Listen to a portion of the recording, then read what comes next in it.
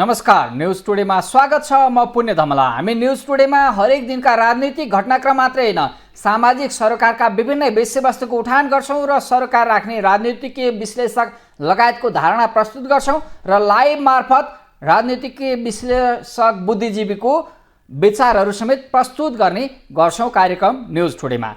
विशेष गरी पछिल्लो समय फेरिएको सत्ता गठबन्धन र प्रतिपक्षी दलको भूमिकामा पुगेका दलहरूबीचको जुवारीले संसद र सार्वजनिक राजनीतिक फोरमहरू निकै नै रोचक प्रतिस्पर्धाका स्थान बनिरहेका छन्। सदनमा प्रमुख प्रतिपक्षी दलको हैसियतमा पुगेको नेपाली कांग्रेस र कांग्रेसका सांसदहरूले सत्तारूढ घटक बनिरहेको रासोपा विगतको प्रतिपक्षी दल रासोपा सभापति रवि लामिछानेमाथि अनेकन प्रश्न उठाइरहेका छन्। विवादित मान्छेले उपप्रधान तथा गृहमन्त्री बनेर आफूमाथिको अनुसन्धान सँगसँगै अन्य अनुसन्धानको दायरामा आएका व्यक्तिहरूलाई कसरी अनुसन्धान गर्ला, विधिको शासन सुशासन कसरी कायम होला भन्ने प्रश्न नेपाली कांग्रेसले उठाइरहेको छ भने रासोपा अर्थात् राष्ट्रिय स्वतन्त्र पार्टीका सांसदहरूले अर्कोतर्फ सत्तारूढ गठबन्धनका दल नेकपा माओवादी केन्द्र, नेकपा एमाले लगायतका दलहरूले रवि लामिछानेको बचाउ गरिरहेका छन्, अर्थात् सहकारी घोटालामा मुछिएका उनीमाथि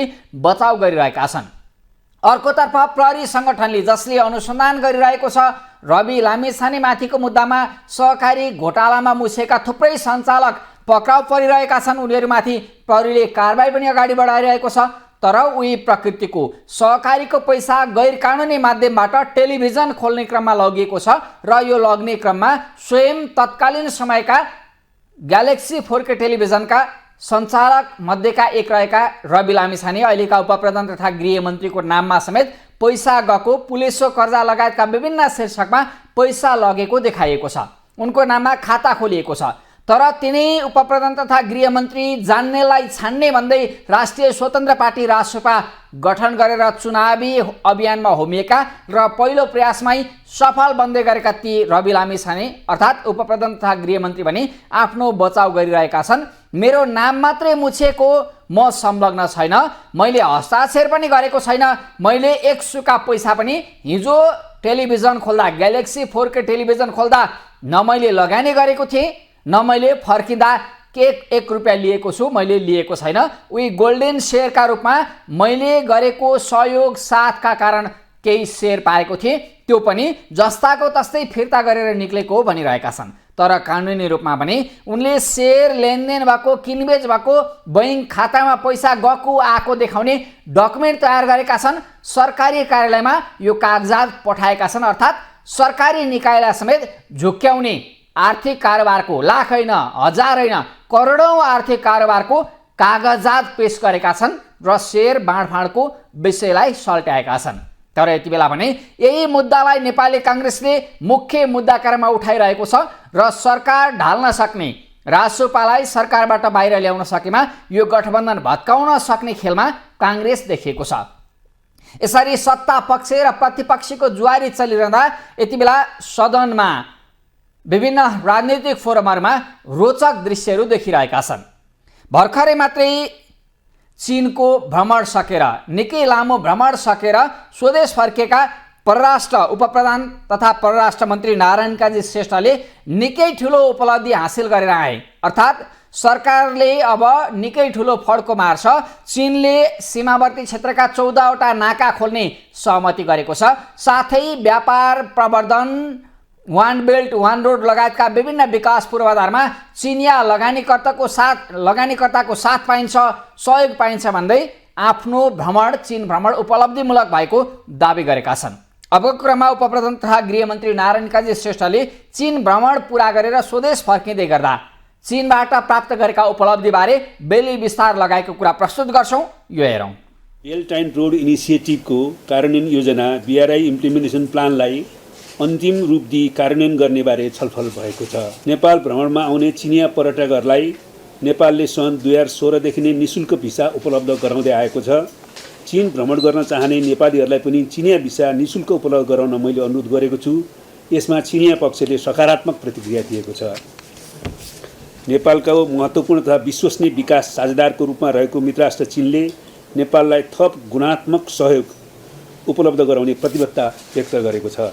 नेपाल चीन बीच भएका सहमतिहरूको प्रभावकारी कार्यान्वयन गरी तथा विद्यमान संयन्त्रको नियमित बैठक बसी आपसी सहयोगलाई थप गतिशील बनाउन दुवै पक्ष सहमत भएका छन्।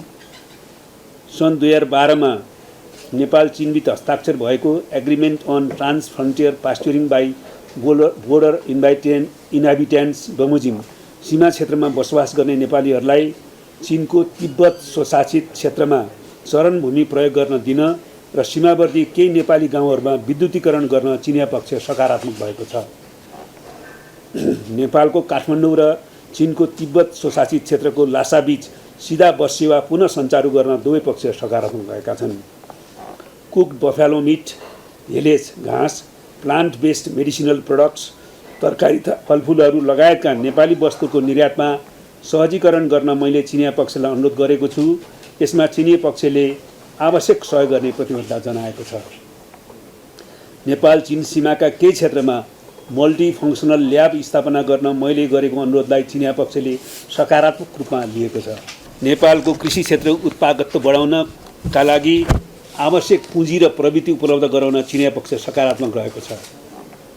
नेपालको काठमाडौँ र पोखरा तथा चीनका विभिन्न सहरबीच थप उडानहरू सञ्चालनमा ल्याउन दुवै पक्ष सहमत भएका छन्।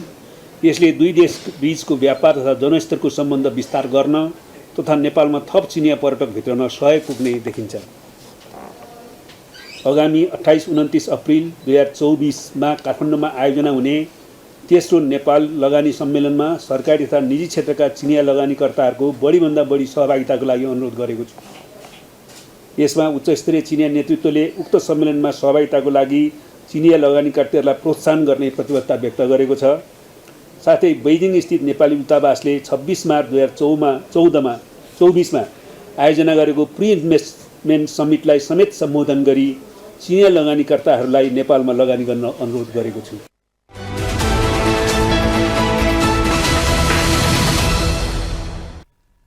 यो थियो उपप्रधान तथा परराष्ट्र मन्त्री नारायण काजी श्रेष्ठ लामो एक साताभन्दा बढी लामो भ्रमण सकेर चीनबाट फर्किँदै गर्दा उनले भ्रमणका क्रममा आफूले हासिल गरेका उपलब्धि अर्थात् आफूले चीनसँग विभिन्न संयन्त्रसँग गरेको भेटघाट मार्फत देश हितमा उपलब्धिमूलक भेटवार्ता गरेको अर्थात् चीनले गर्ने सहयोग प्रवर्धन, चिनिया लगानीकर्तालाई नेपालमा आह्वान गर्न र सँगसँगै चिनिया लगानी गर्ने प्रतिबद्धता पाएका पूर्वाधार विकासमा साथ र सहयोग लिन प्रयास गरेको र सफल भएको भन्दै दावी गरेका थिए। यो भयो सरकार सञ्चालन गर्न कूटनीतिक प्रयासलाई सार्थक पार्न भन्दै गरिएको प्रयासबारेको बेली विस्तार।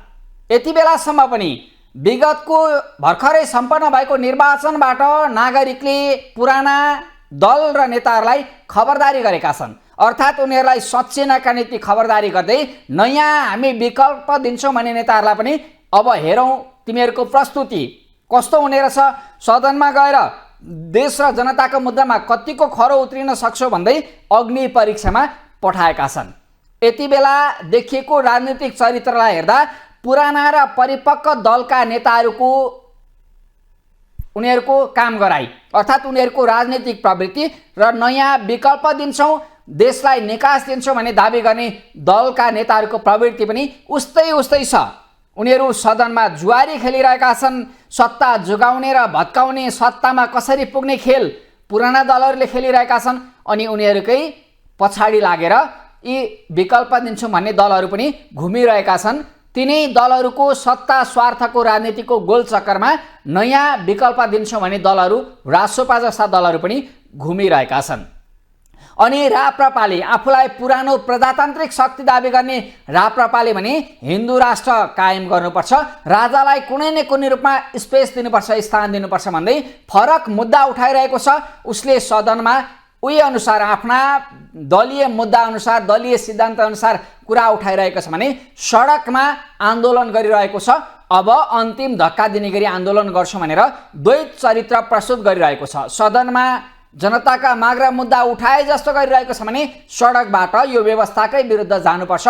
अब सम्झौताबाट राजा हिन्दू राष्ट्र सहितको एउटा सम्झौताको व्यवस्थामा जानुपर्छ, सबै अट्ने देश बनाउनुपर्छ भन्ने माग राप्रपाले गरिरहेको छ। यी दलहरूको उपस्थिति र उनीहरूको राजनीतिक गतिविधि हेर्दा लाग्छ यहाँ स्वार्थको जालझेल बुनिरहेका छन्। स्वार्थको जालझेलमा दल र नेताहरू हराइरहेका छन्। यसरी आलोचनाको राजनीतिले वाक्क दिक्क भएका जनताले अब चेतनाको राजनीति खोजिरहेका छन्। अर्थात् आलोचनाको राजनीतिबाट चेतनाको राजनीति सुरु हुनुपर्ने भन्ने विशेष माग युवा पुस्ताको रहेको छ। विद्युतीय व्यापार ई-कमर्स विधेयकबारे छलफल हुने क्रममा भने युवा पुस्ताले संसदका रूपमा प्रतिनिधित्व गरिरहेका छन् प्रतिनिधि सभामा, उनीहरूले भने आलोचनाबाट चेतनाको राजनीति सुरु भएको अर्थात् चेतनाको राजनीति गर्नुपर्छ भनेर सङ्केत गरेका छन्।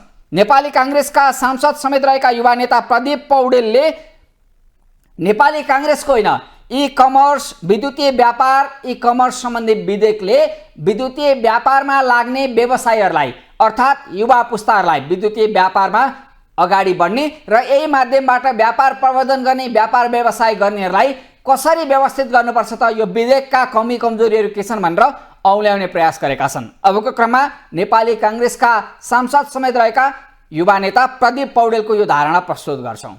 विद्युतीय व्यापार ई-कमर्स सम्बन्धी विधेयक माथि सैद्धान्तिक छलफलको क्रममा मेरो सरसर्ती अध्ययनबाट मलाई के लाग्छ भने यो विधेयक कानुन बुझेको तर प्रविधि र प्रणाली नबुझेको ढङ्गबाट आए जस्तो देखिन्छ।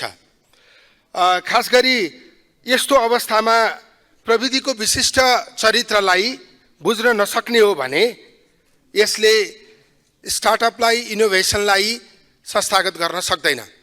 वास्तवमा आज डिजिटल क्रान्तिलाई हामीले आत्मसात गर्न जरुरी छ। नेपालमा हामीले बनाउने कानुन रोजगार सिर्जना हुने खालको छ कि रोजगारी सिर्जना हुने स्थितिलाई अप्ठ्यारो बनाउने खालको छ। आर्थिक विकासमा हामीले वातावरण निर्माण गर्ने ढङ्गबाट कानुन बनाउन सक्नुपर्छ। त्यसैले कानुनले निगमन गर्ने कुरा स्वाभाविक छ तर कानुनभित्र नियन्त्रणको नियत देखिनु हुँदैन। मेरो विचारमा यहाँभित्र नियन्त्रणको नियत देखिएको जस्तो मलाई लाग्छ। जस्तै मध्यस्थताको जिम्मेवारी यो विधेयकभित्र जुन ढङ्गबाट तोकिएको छ त्यो स्वाभाविक छैन। अनि लिखित अनुबद्ध हुनुपर्ने लिखित रूपमा जुन अनुबद्धता यहाँ प्रस्ताव गरिएको छ त्यो चाहिँ उसले काम गर्ने दायरा भन्दा पनि धेरै फराकिलो छ। त्यस्तै उत्पादन विवरण र अनिवार्य सफ्टवेयरको प्रयोग गर्नुपर्ने जुन खालको व्यवस्था छ त्यो व्यवस्थाले लगानी नगरिकन व्यवसाय गर्न चाहनेहरू यसभित्र अटाउने स्थिति छैन। आजको ई-कमर्स चाहिँ कस्तो हो भने खास गरी यसमा चाहिँ सामाजिक सञ्जाल मार्फत पनि व्यापार गरिएको स्थिति छ। जस्तै यो फेसबुक, इन्स्टाग्राम, भाइबर, व्हाट्सएपबाट पनि यो ई-कमर्स अगाडि बढाइराखिएको अवस्था छ। तर यो विधेयकले यो सबैलाई गैर कानुनी ठानेको स्थिति छ।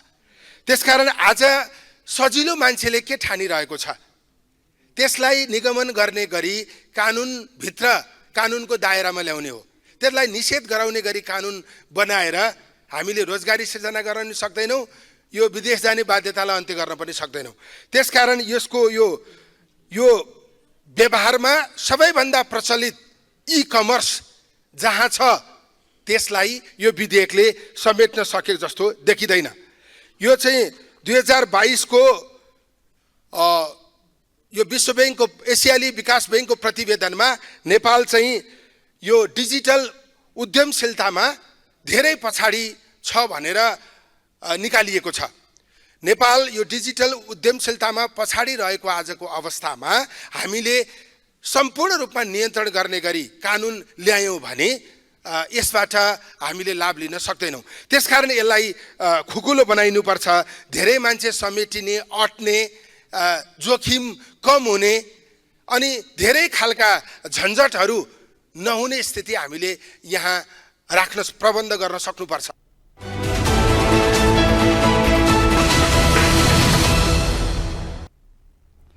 हो यो विज्ञान तथा प्रविधिको युग हो। नेपाली काङ्ग्रेसका युवा नेता समेत रहेका सांसद प्रदीप पौडेलले भने जस्तै डिजिटल क्रान्तिको यो युगमा कानुनले रोजगारी सृजना गर्न सक्नुपर्छ अनि आर्थिक विकासको वातावरण बन्नुपर्छ।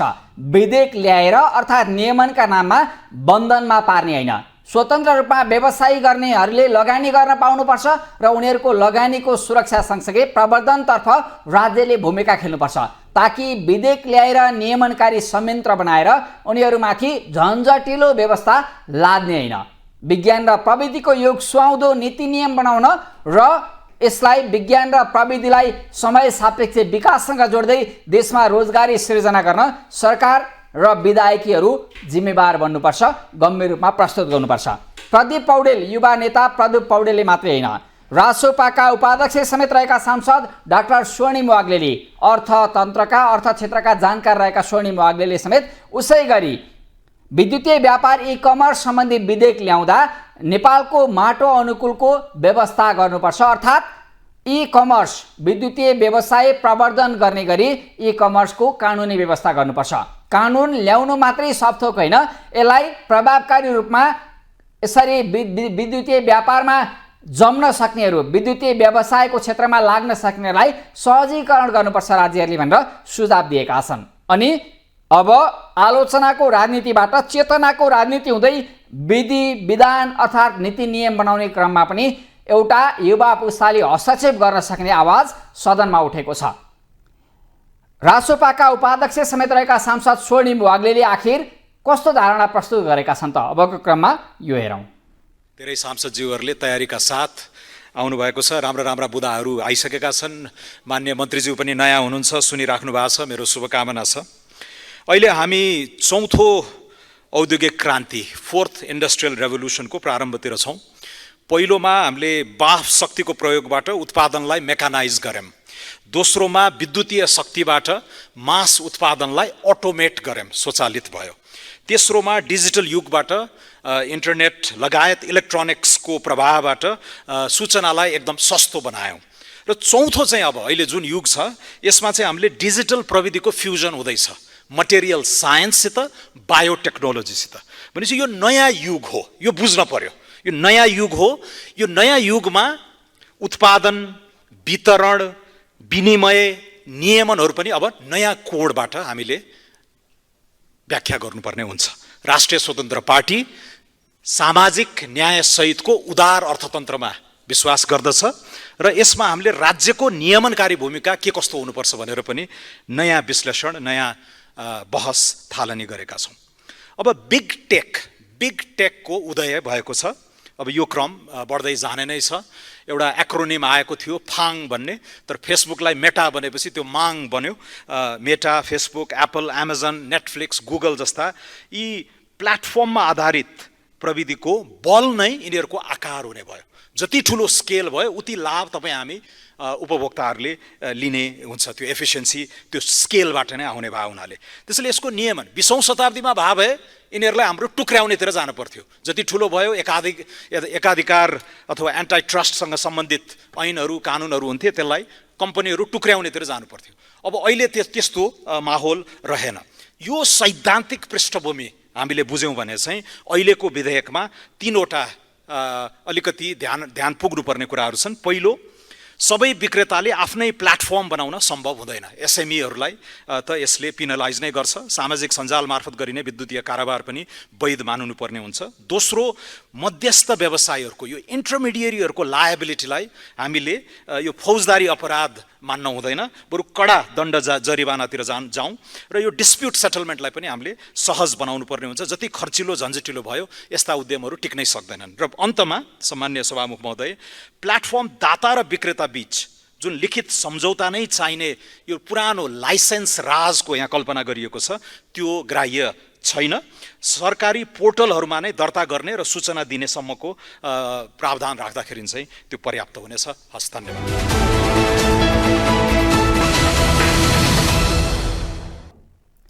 सदन अर्थात् संसद राजनीतिक जुवारी खेल्ने थलो मात्रै होइन, सत्ता प्राप्ति गर्नका निम्ति एकअर्कालाई घोचपेच गर्ने, सत्ता गिराउन भत्काउन अनेकन कुण्ठा पोख्ने थलो होइन। यहाँ आलोचनाको राजनीति होइन, चेतनाको राजनीति हुनुपर्छ। अर्थात् त्यही संसद यस्तो थलो हो जहाँ विधायकी गएर युवा पुस्तालाई सम्बोधन गर्ने, देशलाई सम्बोधन गर्न सक्ने, व्यवसायलाई सम्बोधन गर्न सक्ने अनि देशलाई अग्रगमन दिन सक्ने नीति नियम बनाउनुपर्छ, विधि विधान बनाउनुपर्छ, कानुन बनाउनुपर्छ, यसबारे छलफल गरिने थलो हो। अब यी संसदहरूमा आलोचनाको राजनीतिले स्थान पाउनु न चेतनाको राजनीतिले घनीभूत छलफल बन्नुपर्छ, अर्थात् चेतनाको राजनीतिको घनीभूत छलफलको माध्यमबाट देशलाई विज्ञान र प्रविधि सुहाउँदो नीति नियम बनाउन, कानुन बनाउन विधायकीहरूले, संसदहरूले भूमिका खेल्नुपर्छ। बस यतातर्फ आम नागरिकले चासो व्यक्त गरिरहेका छन्। आफूले जिताएको जनप्रतिनिधिले संसदमा उभिएर कस्ता मुद्दा उठाइरहेको छ, जनताका दैनन्दिनका सरकारका मुद्दाहरूलाई कसरी सम्बोधन गराइरहेको छ र विधायकीको रूपमा अर्थात् नीति नियम कानुन बनाउने क्रममा कस्तो भूमिका खेलिरहेको छ। आफूले जिताएको सांसद संसदमा पुगिसकेपछि उसले खेलेको भूमिकाका आधारमा कस्तो कानुन बढिरहेको छ भन्ने बारेमा एक एक लेखाजोखा गर्नेछन् सचेत नागरिकले। यतातर्फ अहिलेका युवा पुस्ताहरू सचेत बन्न थालेका छन्। उनीहरूले आलोचनाको राजनीतिबाट चेतनाको राजनीति सुरु गरिरहेको सङ्केत विभिन्न विधेयकमाथिको छलफलमा देखाइरहेका छन्। विद्युतीय व्यापार ई कमर्स सम्बन्धी विधेयकमा भइरहेको छलफलमा रासोपा नेता समेत रहेकी सांसद शोभिता गौतमले समेत उस्तै चेतनाको राजनीतिक संस्कारको विकास गर्ने गरी सुझाव प्रस्तुत गरेकी छिन्। अब विद्युतीय व्यापार व्यवसायलाई प्रवर्धन गरी डिजिटल क्रान्तिलाई एउटा स्वीकार गर्दै युवा पुस्तालाई अर्थात् यो डिजिटल व्यवसायमा लाग्नेहरूलाई, विद्युतीय व्यवसायमा लाग्नेहरूलाई प्रवर्धन गर्ने गरी, रोजगारी सृजना गर्ने गरी सरकारले भूमिका खेल्नुपर्छ। कानुन बनाउनु मात्रै ठुलो कुरा होइन, कानुन व्यवसाय मैत्री अर्थात् विज्ञान मैत्री हुनुपर्छ, डिजिटल व्यवसायलाई प्रवर्धन गर्ने खालको हुनुपर्छ भनेर केही संशोधनको सुझाव दिएकी छिन्। अबको क्रममा रासोपा सांसद समेत रहेकी नेत्री शोभिता गौतमले प्रस्तुत गरेको यो धारणा प्रस्तुत गर्छौँ, हेरौँ। यो सदनमा धेरै पटक धेरै मान्यज्यूहरूले उल्लेख्य सङ्ख्यामा युवाहरू विदेशी भनेर समस्याका रूपमा चर्चा गरेको चाहिँ सुनियो। तर देशभित्रै कसरी युवाहरूलाई बस्न सक्ने वातावरण बनाउने भनेर समस्या केन्द्रित बहस गरेको चाहिँ खासै सुनिएको छैन। अलिकति हामीले यो समस्यालाई समाधान गर्ने समाधान केन्द्रित बहसहरूमा जोड दिनुपर्ने देखिन्छ। प्रसङ्ग चाहिँ यो देशभित्र युवालाई कसरी बस्न सक्ने वातावरण सिर्जना गर्ने भन्ने सवालमा आज प्रस्तुत भएको विद्युतीय व्यापारका सम्बन्धमा व्यवस्था गर्न बनेको विधेयकसँग जोड्न चाहन्छु। यो विधेयकलाई नवउद्यमीका आँखाले हेरिनुपर्छ जस्तो लाग्छ। आज विशेष गरी युवाहरू आर्थिक हिसाबले आत्मनिर्भर हुनको लागि विदेशी रहनु भएको छ। यो विधेयक चाहिँ नवउद्यमीको भावना समेट्ने गरी पारित हुन सक्ने हो भनेदेखि युवा देशमै आत्मनिर्भर भएर बस्न सक्छन् र आर्थिक हिसाबले समृद्ध पनि हुन सक्छन् र देशको आर्थिक समृद्धिमा पनि योगदान पुर्याउन सक्छन्। यो राष्ट्रले जनसाङ्ख्यिक लाभ लिन सक्ने ठुलो मौका पनि हो। अहिलेको यो इन्टरनेटको पहुँचका कारण आफ्नो व्यापार गर्ने वस्तु वा सेवाको विज्ञापन गरेर धेरै व्यापार व्यवसाय सञ्चालन गरिरहेका छन्, जसबारे राज्यको औपचारिक रेकर्ड हुनुपर्छ। त्यसैले पनि विद्युतीय व्यापारको चाहिँ विद्युतीय माध्यमको प्रयोग गरी जुन व्यापार व्यवसायको लागि यो नियमन गर्नको लागि यो विधेयक आवश्यक थियो, जुन आएको पनि छ, जुन स्वागत योग्य पनि छ। तर यस विधेयकका धेरै प्रावधानहरूमा चाहिँ समस्या छन् सभामुख महोदय। यो विधेयकले उद्यमी व्यवसायीहरूलाई सहज झन्झटरहित व्यापार व्यवसाय गर्न प्रोत्साहन गर्नुपर्नेमा झन् धेरै जटिल व्यवस्था गरेको हो कि भन्ने देखिन्छ। यो विधेयकले अघि हाम्रो पूर्व वक्तामानीज्यूहरूले पनि भनिसक्नु भएको छ, यो स्टार्टअप्स, एमएसएमइज, होलसेलर, डिस्ट्रिब्युटर लगायत सबैजना विद्युतीय माध्यमको प्रयोग गरेर व्यापार गर्नेहरूलाई एउटै आँखाले हेरेको छ, जुन हेर्न मिल्दैन। यो विधेयकको दफा 4 मा विद्युतीय व्यापार सञ्चालन गर्ने प्रत्येक व्यवसायीले विद्युतीय प्लेटफर्मको स्थापना गर्नुपर्छ भनेर भनेको छ। अनि विद्युतीय प्लेटफर्मको परिभाषामा चाहिँ यो वेबसाइट, एप्लिकेसन, मोबाइल यो सफ्टवेयर इत्यादि कुराको चाहिँ व्यवस्था गरेको छ। अब सहज रूपले सामाजिक सञ्जालको प्रयोग गरेर व्यापार गरिरहेका धेरैजना नेपालीहरूले चाहिँ अब आफ्नो चाहिँ विद्युतीय माध्यमको प्रयोग गरेर व्यापार गर्न चाहनुभयो भने उहाँहरूले मोबाइल एप, वेबसाइट, सफ्टवेयर जस्तो निकै खर्चिलो प्रविधि प्रयोगमा ल्याउनु पर्ने बाध्यता चाहिँ लिएर आइएको छ। यो व्यवस्था भएको छ यो विधेयकमा। नभएदेखि व्यवसाय गर्न नपाउने अनि गरिहाले पनि फौजदारी अभियोग लाग्ने कुरा चाहिँ यो विधेयकमा व्यवस्था गरेको छ। के व्यवसाय गर्नेहरू अपराधी हुन् र जेलमा लगेर कोच्नलाई सजायकै कुरा गर्ने हो भने पनि हामीले सायद अब आर्थिक सजायको अवधारणाका कुरामा चर्चा गरौँ कि जस्तो पनि मलाई लाग्छ। यो गत वर्षको 2080-81 को बजेट वक्तव्यमा पनि अर्थमन्त्रीज्यूले बुँदा नम्बर 70 मा न्यूनतम मात्र रु 100 अधिकतम पुँजी घोषणा गरेर पनि कम्पनी खोल्न सकिने व्यवस्थाको चाहिँ कुरा गर्नुभएको थियो। र बजेट वक्तव्यमा भने बमोजिम 100 रुपियाँमा कम्पनी खोल्नेहरूले अब यो कसरी मोबाइल सफ्टवेयर, मोबाइल एप लगायतका कुराहरू चाहिँ कसरी गर्ने त? यो चाहिँ मिल्दोजुल्दो चाहिँ देखिएन। सरकारको नीति एकातिर कानुन एकातिर भए जस्तो पनि देखियो। हामीले अब कानुन बनाउँदै गर्दाखेरि काठमाडौँलाई मात्र आँखामा राखेर कानुन बनाउन मिल्दैन, नेपालका दूर दराजलाई पनि आफ्नो आँखा अगाडि राखेर कानुन बनाउनु पर्ने हुन्छ। सकिहाल्यो सभामुख महोदय।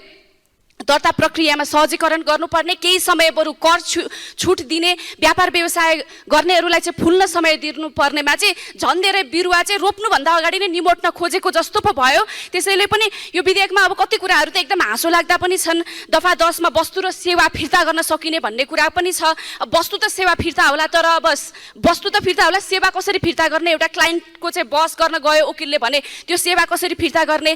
त्यसैले समग्रमा चाहिँ पूर्व अर्थमन्त्रीज्यूले बजेट वक्तव्यको 160 बुँदामा ई कमर्सको माध्यमबाट हुने व्यापारको प्रवर्धन र नियमन गर्न कानुनी व्यवस्था गरिनेछ भनेर भन्नुभएको थियो। अहिले अब नयाँ मन्त्रीज्यूले यो विधेयक प्रस्तुत गर्नुभएको छ। नियमन गर्ने विधेयक त आएछ, तर प्रवर्धन गर्ने कुरा चाहिँ छुटेको छ। प्रवर्धन गर्नेतिर हामी केन्द्रित हुनुपर्छ।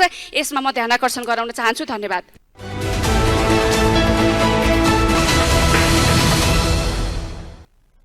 यो थियो रासोपा नेत्री समेत रहेकी सांसद शोभिता गौतमले विद्युतीय व्यापार ई कमर्स विधेयकको छलफलमा प्रस्तुत गरेको विचार।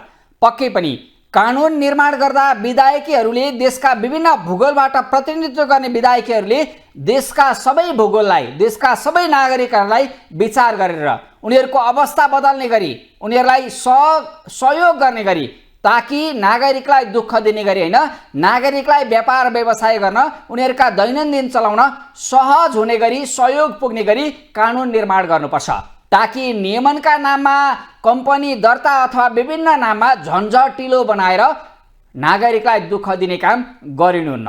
युवा पुस्ताले अब चेतनाको राजनीति गर्नुपर्नेछ र चेतनाको राजनीति मार्फत कानुनलाई समय सापेक्ष संशोधन गर्दै विद्युतीय व्यापारको युगमा नेपाललाई फर्काउनु पर्नेछ र यसका निम्ति व्यापार व्यवसायमा लागेकाहरूलाई अपराधी जसरी हतोत्साहित गर्ने होइन, विद्युतीय व्यापारलाई कडाई गरेर व्यवसायमा लाग्नेहरूलाई अर्को बाटोतर्फ लाग्न दिने होइन, यसलाई प्रोत्साहन गर्ने गरी जटिल व्यवस्थाहरूलाई सहज बनाउँदै नियमनको पाटोलाई पनि त्यही अनुसार व्यवस्थित गर्दै राज्यले व्यवस्थित गर्नुपर्नेछ। विधायकीहरूले कानुन निर्माणकै क्रममा विगतमा झन्झटिला कानुन भए, अर्थात् कानुनीका झमेलाका कारण विकास निर्माणका गतिविधि रोकिए, व्यापार व्यवसाय प्रवर्धन हुन सकेनन्, व्यवसायीहरू हतोत्साहित हुनु पर्यो भन्ने कुरालाई विचार गर्दै अब समय सापेक्ष कानुनी सुधार गर्नुपर्नेछ। कानुन निर्माण गर्ने क्रममा अब राजनीति, आलोचनाको राजनीति, स्वार्थ पुरा गर्ने, स्वार्थ सिद्धको राजनीति होइन, चेतनाको राजनीति गर्नुपर्नेछ। चेतनशील भएर विधायकीहरूले, सांसदहरूले भूमिका खेल्नुपर्नेछ।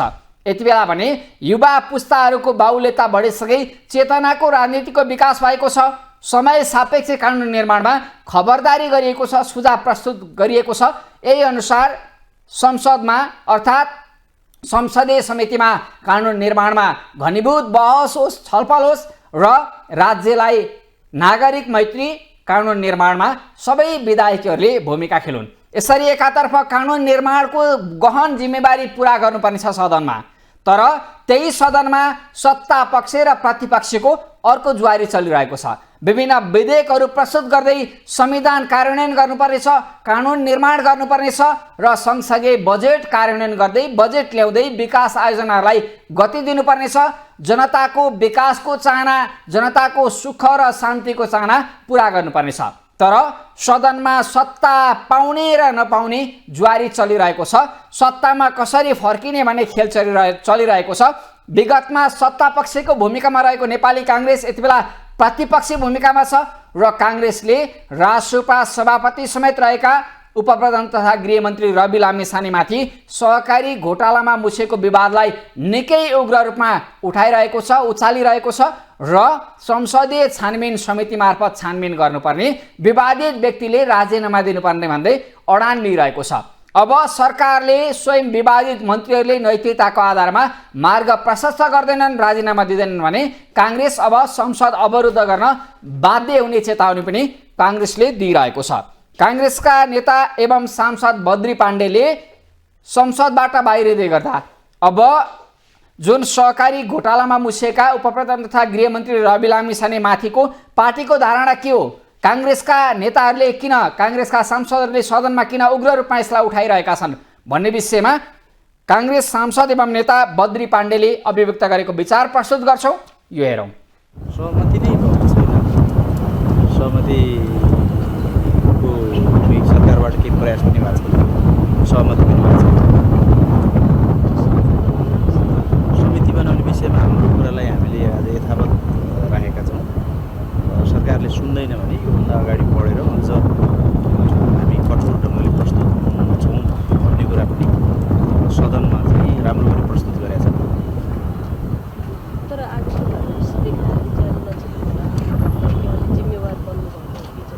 जिम्मेदार त हामी सधैँ जिम्मेदारै छौँ, लचिलो पनि लचिलो नै छौँ हामी। तर संसदीय समिति गठन गर्नुको विकल्प छैन, किनभने प्रधानमन्त्रीले पनि क्लिन चिट दिनुभएको छ। प्रहरी प्रमुखले पनि समितिमा पुगेर क्लिन चिट दिनुभएको छ। यसको मतलब अब सरकारका निकायबाट अनुसन्धान हुन सक्दैन, हुँदैन भन्ने पुष्टि भएको छ। अनुसन्धान गर्नुपर्ने निकायले नै अनुसन्धानको ढोका बन्द गरेपछि अब संसदीय समितिबाट छानबिन गर्नुको विकल्प रहेन। यो पछिल्लो घटनाक्रमले झनै संसदीय समितिको गठन गर्नुपर्ने र संसदीय छानबिन समितिबाटै छानबिन हुनुपर्ने कुरा, त्यसको औचित्य झन् बढेको महसुस भएको छ हामीलाई। अहिलेसम्म त संसदमा छलफल भइरहेको छ, तर सूचना प्रवेश पाउँछ कि पाउँदैन होइन। हाम्रो यस्तो थियो, यसमा आफ्नो कुरा राख्ने, संसदको कार्यसूचीको अर्जेन्सीलाई मध्यनजर गर्दै आजको संसदलाई चाहिँ सुचारू नै गर्ने भन्ने हाम्रो सुरुमा बोल्ने मान्ने सञ्जय गौतमले यो कुरा व्यक्त गर्नुभयो। आजको अरू कार्यसूची प्रभावित हुँदैन, तर आज पनि हामीले जुन गम्भीरतापूर्वक उठाएको प्रश्न छ, सरकारले सुनेन, सुनवाई भएन भने आगामी दिनमा, आगामी संसदका बैठकहरूमा हामीले चाहिँ कठोरतापूर्वक प्रस्तुत हुनुपर्ने र संसद चल्न नसक्ने अवस्थाको सरकारको आफ्नै रवैयाका कारणले, सरकारको आफ्नै व्यवस्थाका कारणले त्यो स्थिति सिर्जना हुनसक्छ भन्ने कुराको जुन सङ्केत गरेका छौँ, त्यो बाटोबाटै हामी अगाडि बढ्छौँ कि आज संसदमा आफ्नो कुरा हामीले राख्ने, किनभने यो बिचमा लामो समय संसद नचलेर ग्याप भएको थियो। आज पहिलो दिन पनि हो, लामो समयको ग्याप पछिको पहिलो दिनको बैठक, अवरोधकै बाटोबाट जाने कुरा उचित नहोला। त्यसका लागि आफ्नो अडाललाई यथावत राख्ने, अझ दृढतापूर्वक राख्ने, संसदीय समिति गठन गर्नुको औचित्यलाई स्थापित गर्ने र सरकारबाट यस्तै खालको चाहिँ रवैया भयो, हाम्रा प्रति व्यवस्था भयो, हाम्रो इस्युलाई गम्भीर रूपमा लिने खालको काम सरकारबाट भएन भने आगामी दिनमा चाहिँ हामीले चरणबद्ध किसिमले संसद चल्न नदिने स्थिति सिर्जना हुन्छ। त्यसको जवाफदेही र त्यसको जिम्मेदार हामी हुँदैनौँ कि हामीलाई व्यवस्था गर्ने सरकार स्वयं हुन्छ भन्ने निचोड चाहिँ पदाधिकारी, पूर्व पदाधिकारीको बैठकमा पनि निस्केको निचोड यही।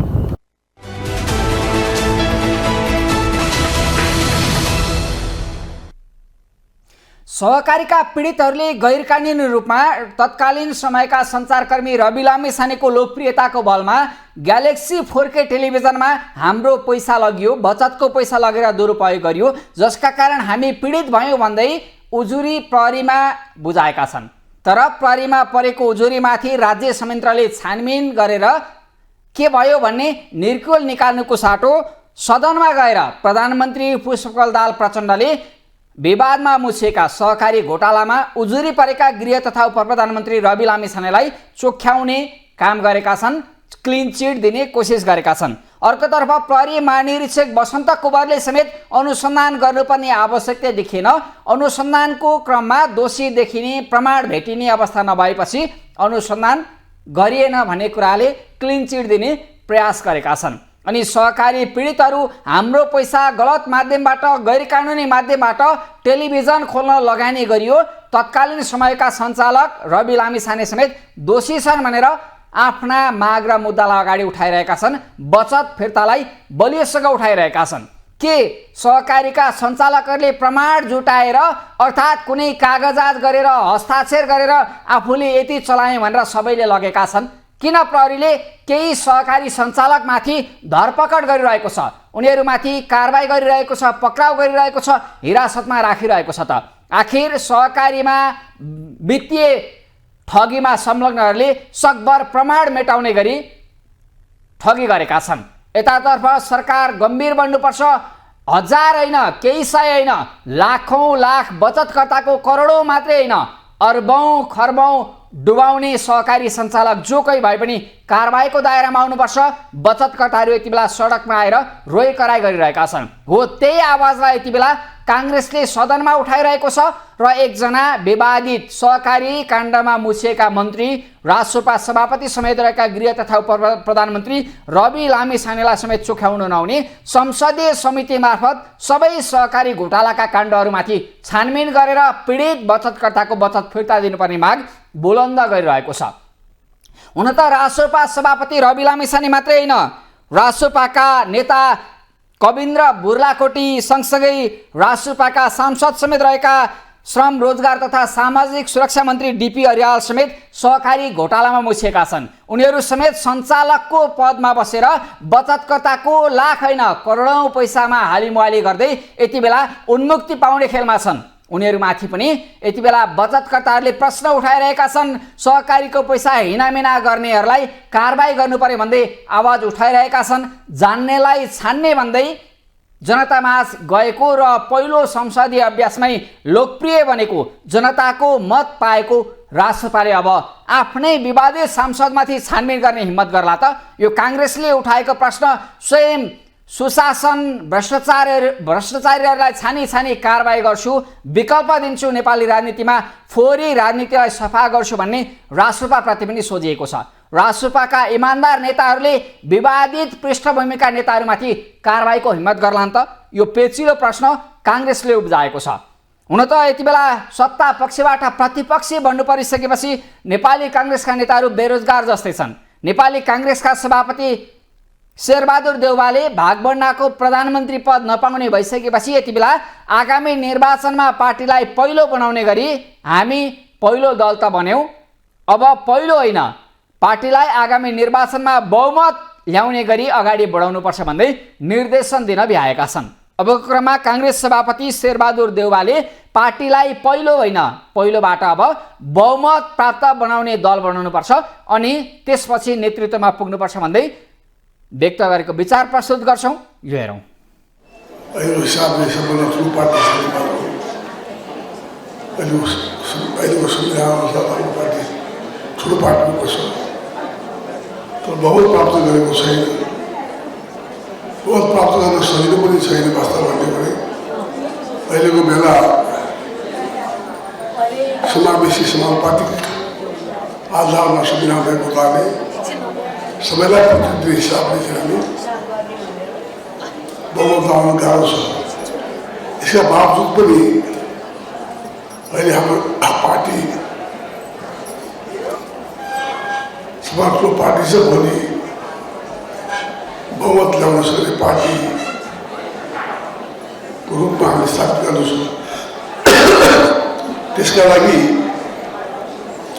महिलाहरूको धेरै ठुलो योगदान हुन्छ।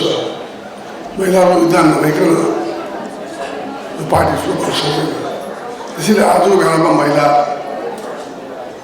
यो सशक्तिकरणको कार्यक्रम छ, महिला सशक्तिकरण आदि कार्यक्रम छ। यो सशक्तिकरण अझ पनि सशक्त गर्दै यो पार्टी सच्चा मानेमा महिलाहरूलाई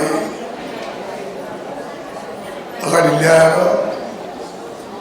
हामी नेपालको ठुलो पार्टीबाट होइन बहुमत प्राप्त गर्ने पार्टीको रूपमा स्थापित गर्न सकोस् भन्ने उहाँले कामना गर्दछु।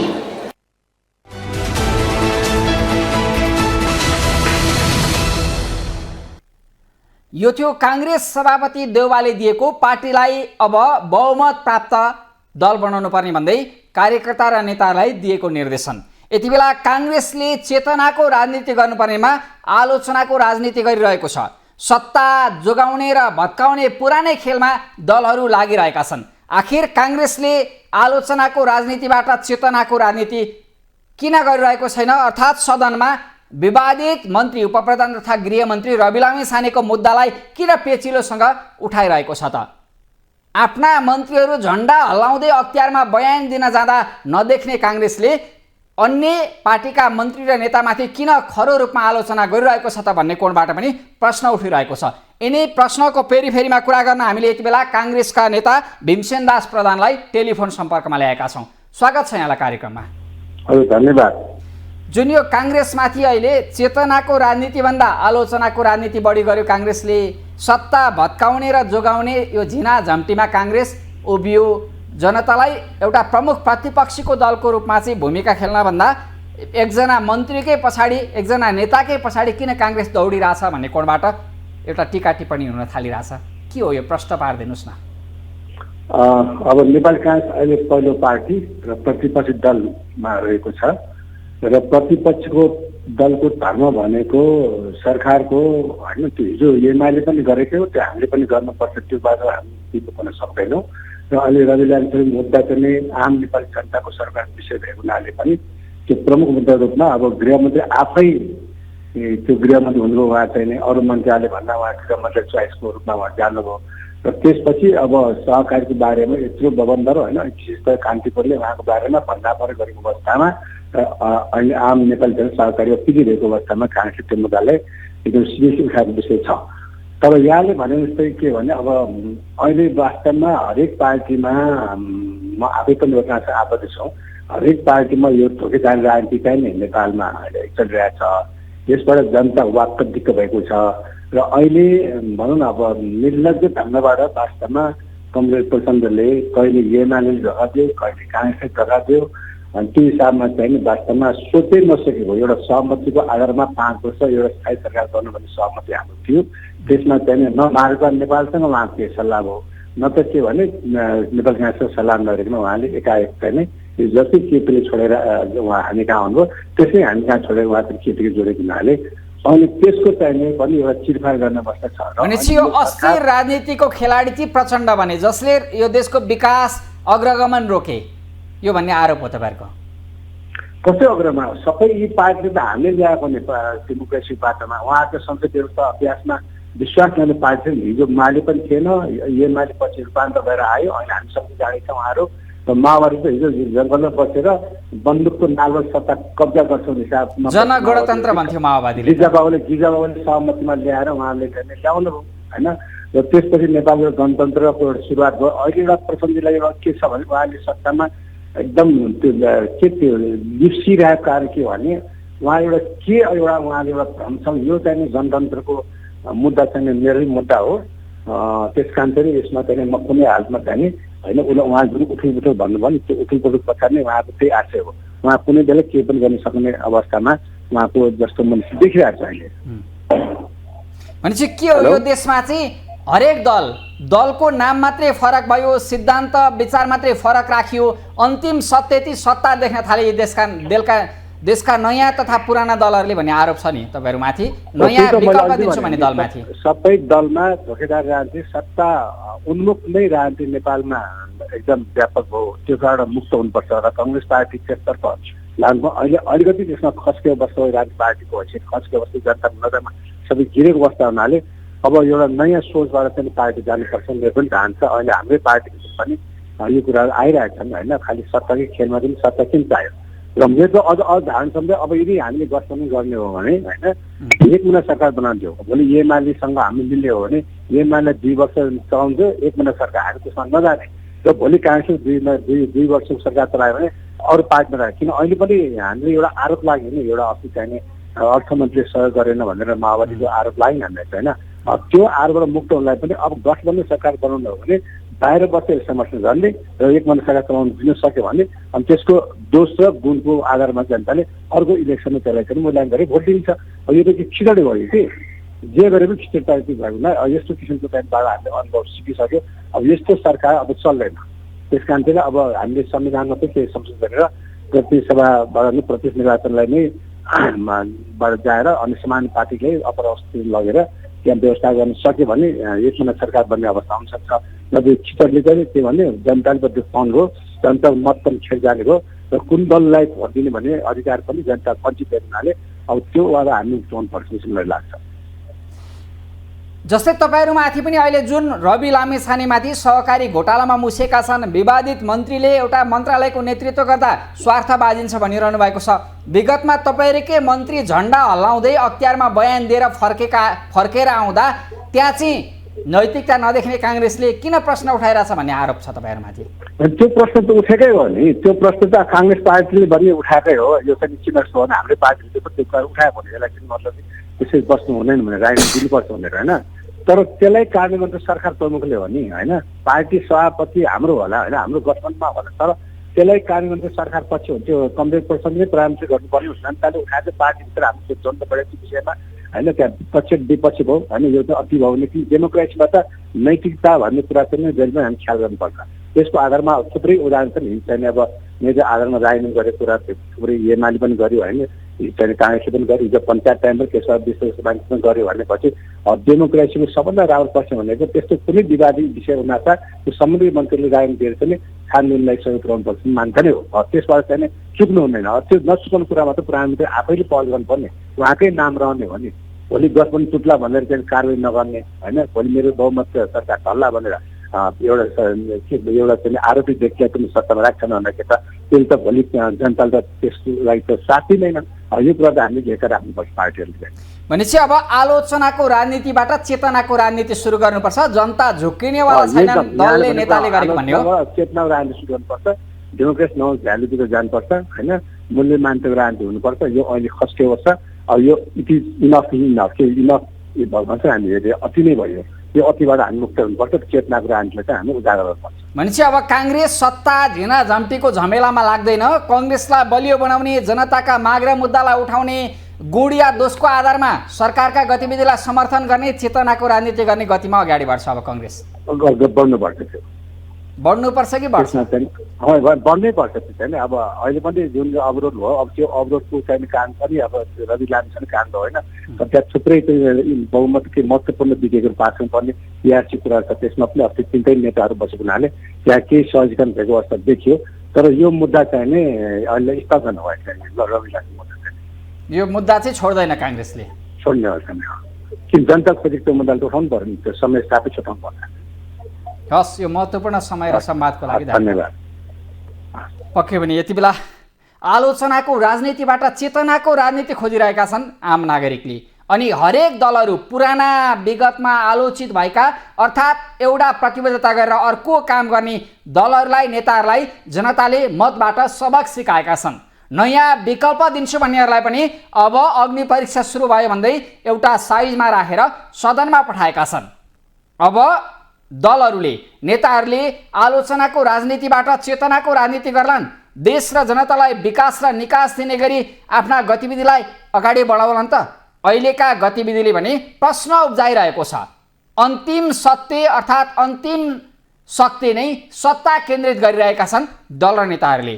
आखिर पूर्व प्रशासक समेत रहेका बुद्धिजीवीहरूले पनि अहिलेको राजनीति चेतनाको भन्दा आलोचनाको भयो, देश र जनतालाई निकास र विकास दिने भन्दा सत्ता स्वार्थको राजनीति भयो भनेर आलोचना गरिरहेका छन्।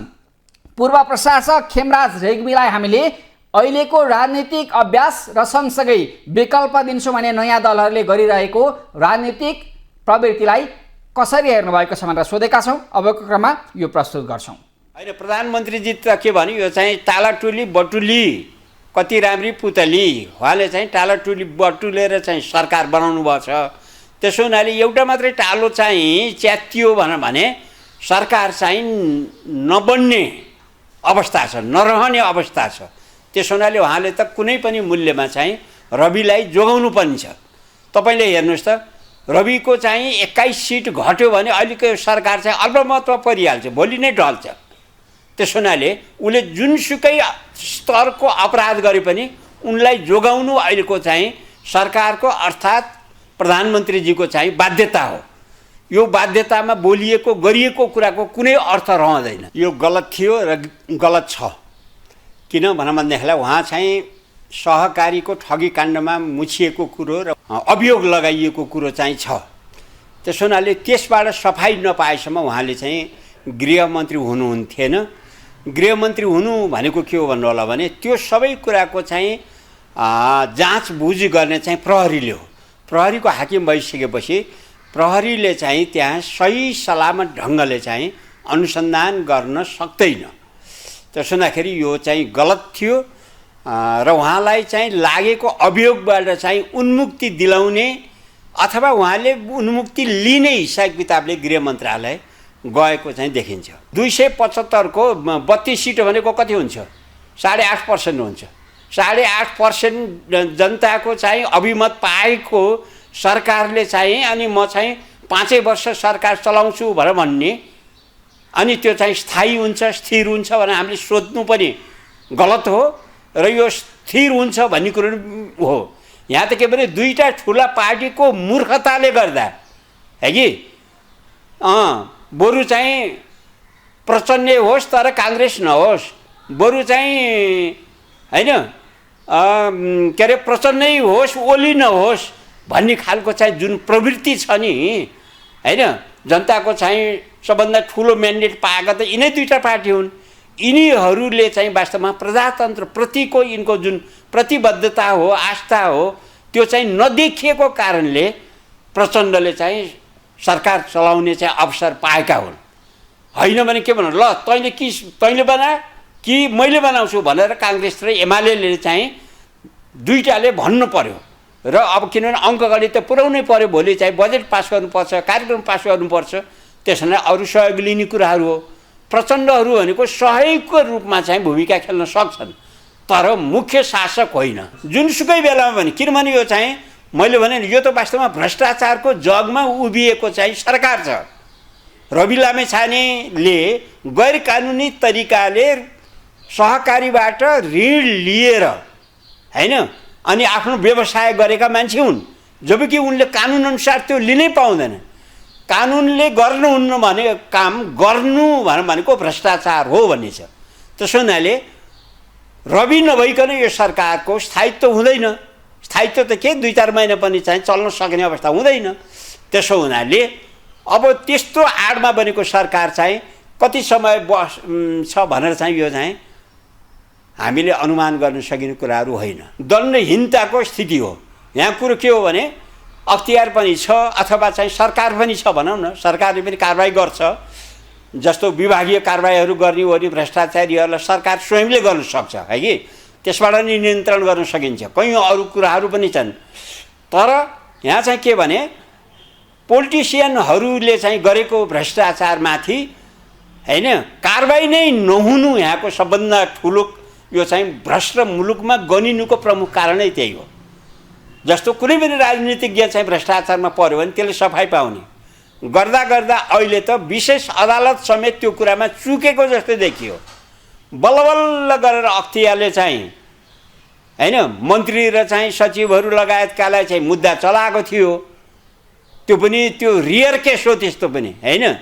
तर अदालत पनि के गरिदियो भनेदेखिलाई आदेश निर्देश गर्ने मन्त्री प्रधानमन्त्रीहरूलाई चाहिँ होइन उन्मुक्ति दियो अनि सचिवहरू अथवा तलका चाहिँ अरू खर्दा सुब्बाहरू चाहिँ कारबाहीमा परे। त्यसो हुँदाखेरि यो के भयो भने अदालत पनि भ्रष्टाचार नियन्त्रण गर्नमा चाहिँ मुलुकप्रति जिम्मेवार हुनुपर्छ, जनताप्रति जिम्मेवार हुनुपर्छ।